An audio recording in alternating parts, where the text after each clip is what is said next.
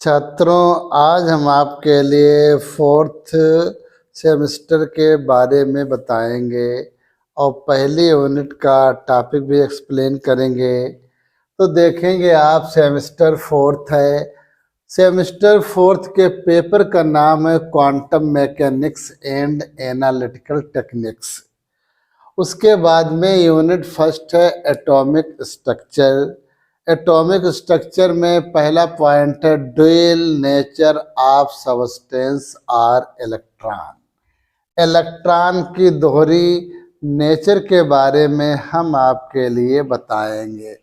Substance की भी दोहरी नेचर होती है या आप कहें कि इलेक्ट्रॉन की भी दोहरी नेचर होती है। इसके अतिरिक्त अगर पेपर में मैटर आता है तो मैटर की भी जो है दोहरी नेचर होती है। चाहे आप सबस्टेंस कहिए, चाहे आप मैटर कहिए, चाहे आप कोई भी पार्टिकल ले लें। हमने पार्टिकल इलेक्ट्रॉन लिया है, चाहे आप इलेक्ट्रॉन, प्रोटॉन या न्यूट्रॉन। तो इलेक्ट्रॉन की दोहरी नेचर के बारे में एक साइंटिस्ट थे डी ब्रोगली, उन्होंने बताया था। तो उससे पहले आप ये समझें, लाइट जो होती है उसमें दोनों की नेचर पाई जाती है। उसमें वेव की भी नेचर पाई जाती है और पार्टिकल की भी नेचर पाई जाती है। ये लाइट में दोनों के गुण पाए जाते हैं। इसे भी हम क्या बोलेंगे, लाइट की दोहरी प्रकृति या ड्यूल नेचर। वे माने तरंग होता है, पार्टिकल माने कण होता है। तो लाइट जो होती है उसमें ये दोनों के गुण पाए जाते हैं। देखिए आप, लाइट में इंटरफेरेंस होता है और डिफ्रैक्शन होता है। ये दोनों नेचर जो है लाइट की वेव नेचर के लिए इंडिकेट करते। इंटरफेरेंस माने होता है व्यतिकरण, डिफ्रैक्शन माने होता है विवर्तन। तो ये दोनों नेचर जो है लाइट में पाई जाती है। इससे हमें जानकारी होती है कि लाइट में वेव की नेचर पाई जाती है। उसके बाद में लाइट में फोटो इलेक्ट्रिक इफेक्ट का नाम सुना होगा, जो आइंस्टीन ने एक्सप्लेनेशन किया था। फोटो इलेक्ट्रिक इफेक्ट और ब्लैक बॉडी रेडिएशन भी लाइट का एक गुण होता है। ये दोनों गुण जो है लाइट में पार्टिकल के लिए शो करते हैं। तो जब डी ब्रोगली ने कहा कि लाइट में दोनों की नेचर पाई जा सकती है, वेव की भी और पार्टिकल भी, तो उन्होंने कहा था कि इलेक्ट्रॉन और सबस्टेंस में भी दोनों के गुण होने चाहिए। इलेक्ट्रॉन जो है उसमें पार्टिकल की तो नेचर पाई ही जाती है, पार्टिकल के साथ साथ में जो है वेव की भी नेचर पाई जाती है। ये बात है 1924 में। 1924 में डी ब्रोगली ने कहा था कि इलेक्ट्रॉन में वेव की भी नेचर होगी और पार्टिकल की भी नेचर होगी। पार्टिकल तो है ही। उसके बाद में डी ब्रोगली ने इलेक्ट्रॉन की वेवलेंथ को ज्ञात करने के लिए एक इक्वेशन दी, जिसे हम डी ब्रोगली इक्वेशन कहते हैं। भाई, जब इलेक्ट्रॉन में वेव नेचर हम सिद्ध करने जा रहे हैं तो उसकी जो है वेवलेंथ की भी हमारे लिए जानकारी होनी चाहिए। तो डी ब्रोगली ने इलेक्ट्रॉन की वेवलेंथ को ज्ञात करने के लिए एक इक्वेशन दी, जिसे हम डी ब्रोगली इक्वेशन कहते हैं। इस इक्वेशन से हमको जानकारी हो जाती है कि इलेक्ट्रॉन में वेव की नेचर पाई जाती है। तो अब आप डेरिवेशन देखिए। प्लैंक के क्वेश्चन होता है E बराबर एच न्यू। ई जानते हैं आप, एनर्जी होती है, एच है प्लैंक कांस्टेंट और न्यू क्या होता है, फ्रीक्वेंसी है। ठीक है। अब आइंस्टीन क्वेश्चन आपने पढ़ी होगी, E=mc²। दोनों ये ऊर्जा होती हैं, इसीलिए फर्स्ट क्वेश्चन जो है वो सेकंड क्वेश्चन के बराबर है। ये E बराबर h मैंने यहाँ पे लिख लिया, ये ऊर्जा E बराबर mc² यहाँ पे लिख लिया। न्यू की वैल्यू आप लोग जानते हैं c/λ होती है, तो न्यू की जगह पे हम लिखेंगे c/λ है। देखिए ये, अब आप कैंसिल कीजिए, इस कैंसिल से ये कैंसिल हो जाएगा, तभी लेमडा बराबर h/mc आ जाएगा। c क्या है? वेलोसिटी ऑफ लाइट, लेकिन हम यहाँ पर वेलोसिटी ऑफ इलेक्ट्रॉन लेंगे, क्योंकि हमें इलेक्ट्रॉन की वेवलेंथ ही तो ज्ञात करनी है। इसीलिए c जो है वो वेलोसिटी ऑफ लाइट है, तो इसके स्थान पर हम क्या लेंगे? वेलोसिटी ऑफ इलेक्ट्रॉन हमने v ले लिया है। ये अब आप देखें लेमडा बराबर h/p आएगा। तुम लोगों ने फार्मूला होगा पढ़ा, p क्या होता है? मोमेंटम या संवेग। संवेग बराबर होता है द्रव्यमान इनटू वेग, ठीक है। या आप अंग्रेजी में बोलेंगे मास, और v से क्या होता है? वेलोसिटी जो है। तो ये फार्मूला होता है संवेग का या मोमेंट का। मोमेंटम बराबर मास इनटू वेलोसिटी, तो हम mv के स्थान पर p लिख सकते हैं। ये इंटरमीडिएट में आप लोगों ने पढ़ा होगा, ठीक है। अब h क्या है? प्लांक कांस्टेंट, और p क्या है? मोमेंटम अर्थात संवेग। ये प्लांक कांस्टेंट होता है, इसीलिए हमने ये वाला चिन्ह लगा दिया। ये 1/, मोमेंटम हो गया। अब जब मोमेंटम के लिए इस साइड में लाएंगे तो 1/λ हो जाएगा। तो इस फार्मूला से क्या बात सिद्ध हो रही है? किसी मूविंग पार्टिकल, घूमता हुआ वो पार्टिकल, चाहे इलेक्ट्रॉन हो, प्रोटॉन हो, न्यूट्रॉन हो, या कोई मैटर हो, सबस्टेंस हो, तो किसी मूविंग पार्टिकल का मोमेंटम जो है वो उसके वेवलेंथ के इनवर्सली प्रोपोर्शनल होता है, अर्थात व्युत्क्रमानुपाती होता है।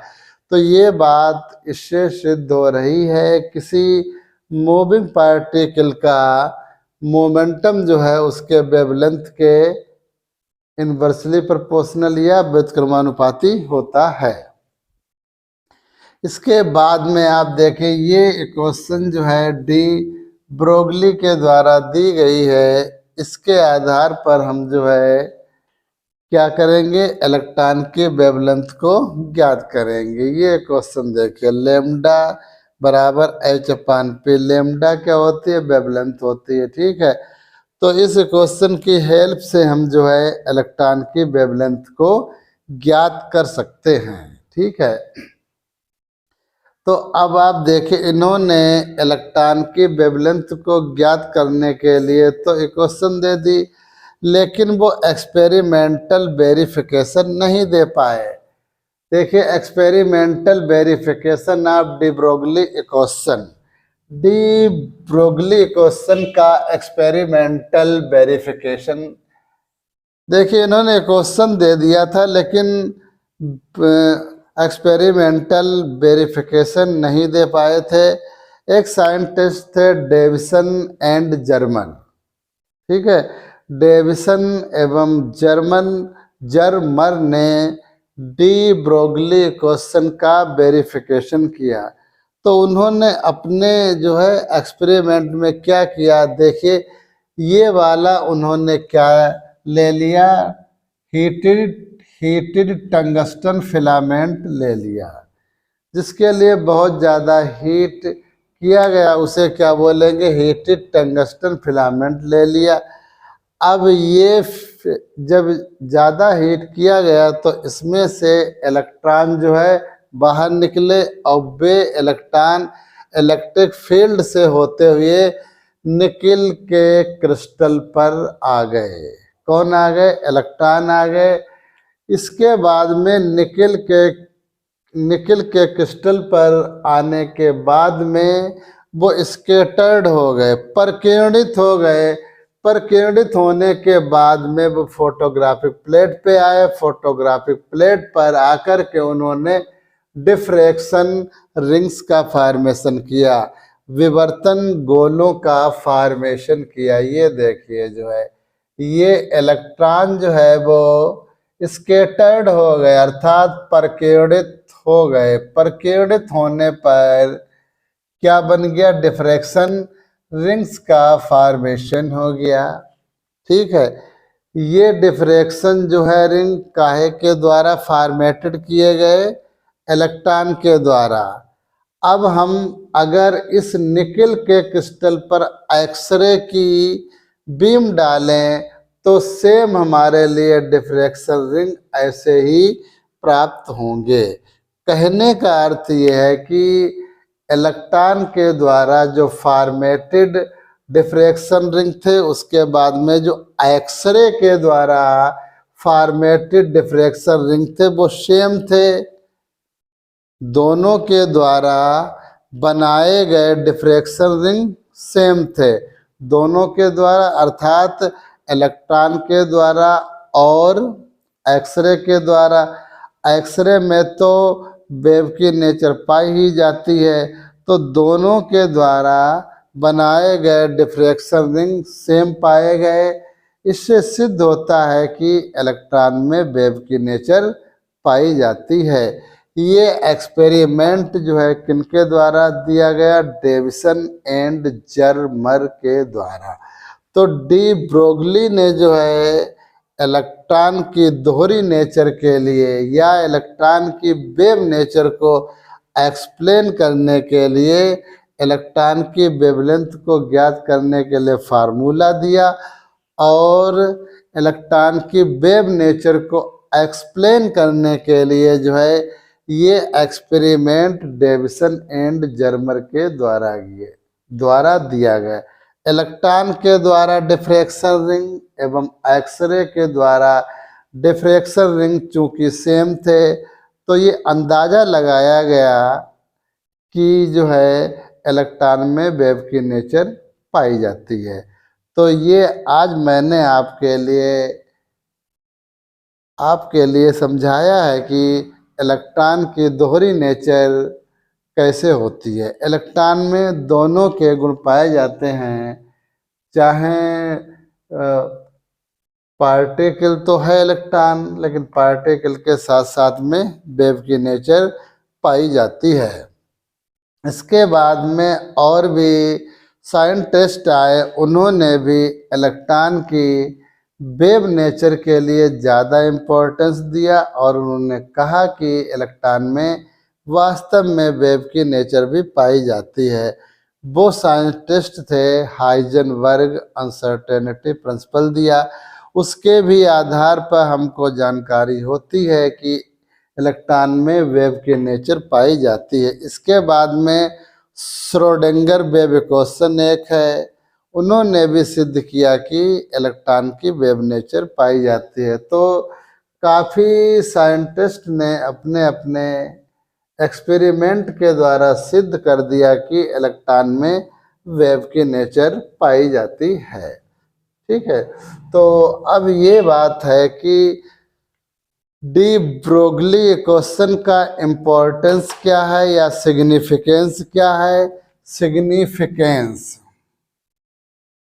सिग्निफिकेंस अर्थात महत्व क्या है।